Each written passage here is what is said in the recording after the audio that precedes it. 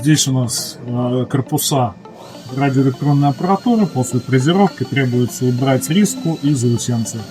Сейчас подберем технологию, покажем, как это делаем.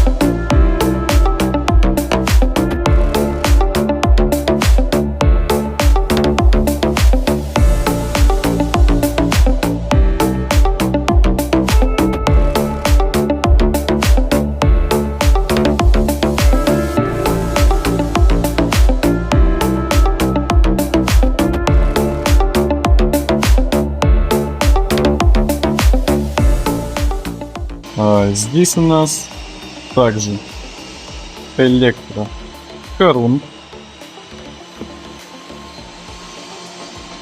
Остались только очень глубокие следы фрезерования. В остальном, даже на давлении 150, все примерно за минуту было очищено.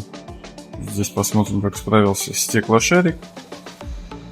Справился он также замечательно, что на 150, что на 200.